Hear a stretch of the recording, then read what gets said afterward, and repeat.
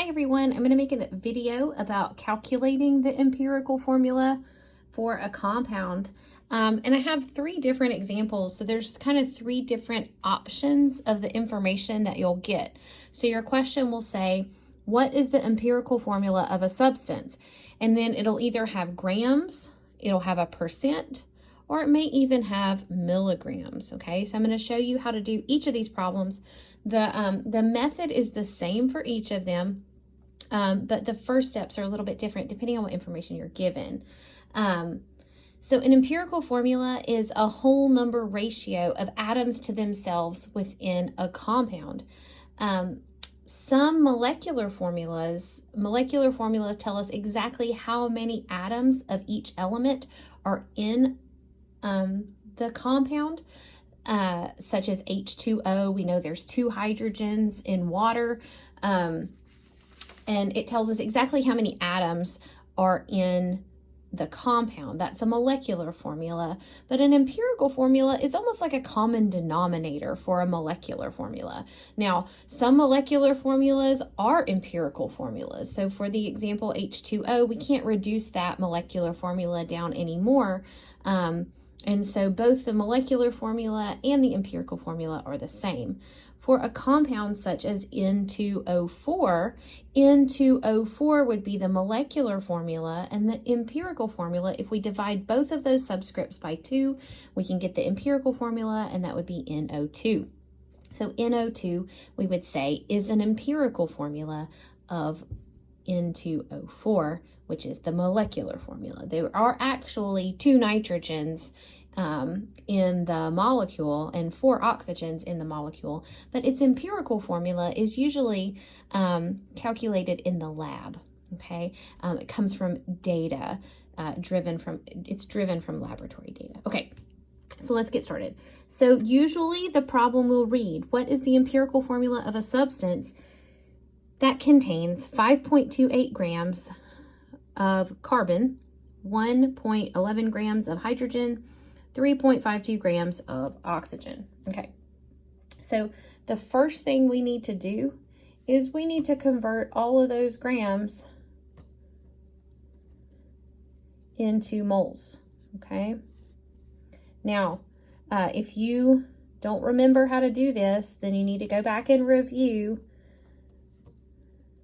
going from mass to moles. Okay, we use the periodic table and we use the mass number, which is the bottom of the box on the periodic table. Okay, so for carbon from the periodic table, we have 12.01 grams in 1 mole. Ooh, let me make sure I have my calculator. Oh yeah, here it is. So we're going to take,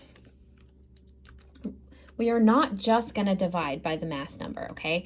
We are actually going to set up a conversion factor, write it all out, keep track of everything, okay? So we don't get confused, okay? So 5.28 divided by 12.01, 0.439. I'm going to write out lots of significant figures, okay? And that's moles.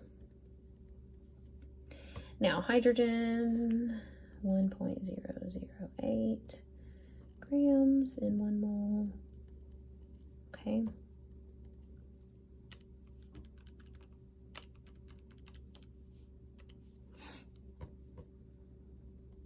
I'm doing these from memory. I hope that I'm getting them right. Oops.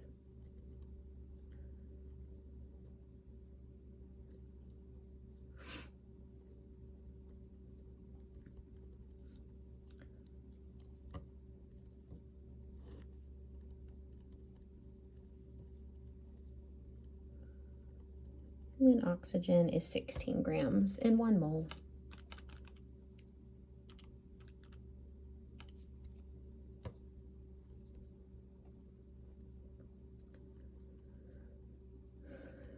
Okay, once we do that, we're going to set up what we call a pseudo formula.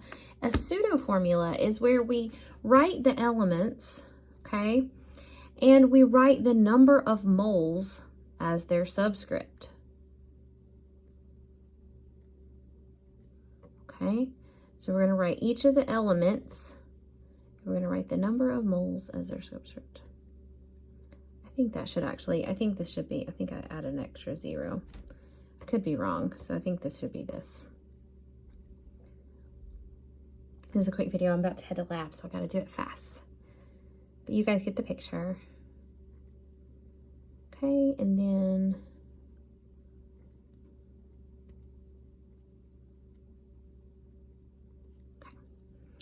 what we're going to do is we're going to divide by the smallest. Okay, we're going to divide by the smallest number of moles.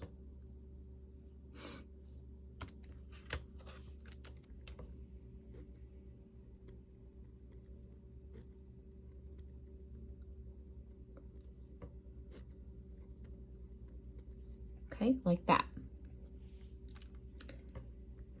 And that may give us our empirical formula.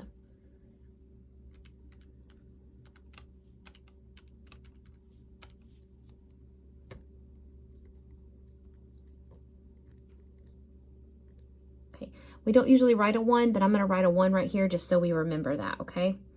And then oxygen, 2. Okay, if we have one that is this close, okay, it is to the hundredths place, we can round that up. So in this case, our empirical formula would be C4H02.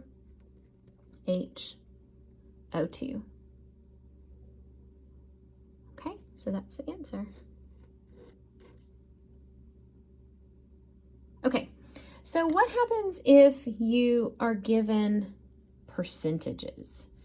Oh my goodness, I just don't know what to do, right? What you're going to do is you're going to just assume that you're going to use 100 grams, okay? So then when you do that, it gets rid of those percentages and it becomes grams, okay? So then you follow the same procedure. You convert each of those grams to moles, make your pseudo formula where you put the number of moles as a subscript for each of the elements, divide by the lowest number, okay, and then round or multiply if you have to, okay? So what we're going to do is if you have percentages, all you have to do is cross through them and write grams. And we can do this because we can just assume that we have a 100-gram sample, okay? Now, if you're given milligrams, you can probably already anticipate what you're going to do.